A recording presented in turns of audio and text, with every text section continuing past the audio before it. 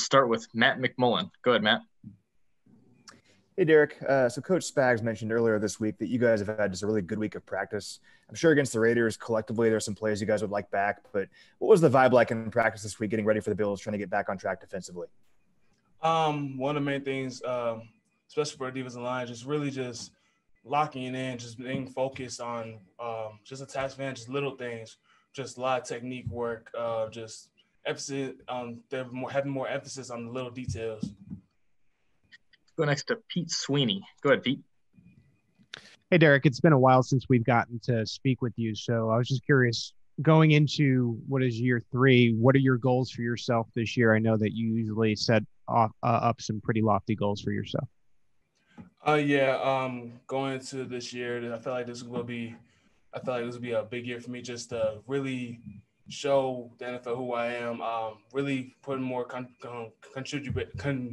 I can't talk right now. I'm just really trying to help out the D-line as well, because how I see it, we got 2 primetime guys from Frank and Chris who are tremendous athletes, and me just trying to do my part as the big man in the middle, try to lock everything down, just make sure we're just a sound unit.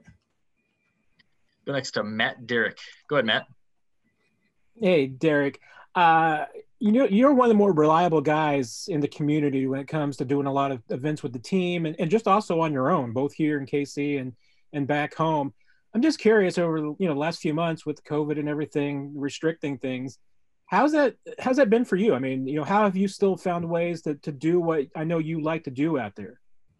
I mean, yeah, it's a little bit challenging now because it's hard for us right now just being in person, trying to help out in the community.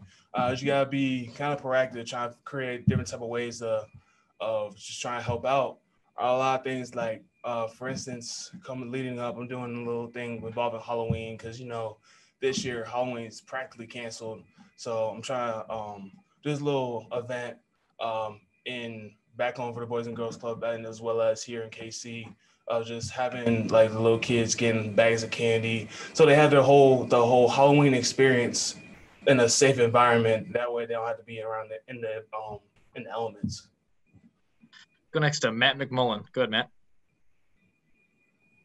To follow up on some of your community stuff, Derrick, you helped pay for over 100 dogs to get adopted from the KC Pet Project last year. You've been doing that this season as well. Can you tell us a bit about that? I mean, yeah, it's kind of to the point, like whenever we win, I'll cover the fees for a dog that they have in their shelter, which is really cool for me to do. Like I said previous times, it's really to help give an animal a second chance of finding a happy family, as well as helping a family who probably maybe because of certain circumstances can't really afford the adoption fees. Give them a little pat in the back, give them a little bit of help to honestly get my animal to love and support them. So a lot of times it's not even about just what type of dog actually needs something. It's just a lot of times people just need a friend, someone that they can depend on when they're just down, just keep their morale up, just make them feel better. And it kind of goes hand in hand with the animals as well as the people. Go next to Nate Taylor. Go ahead, Nate.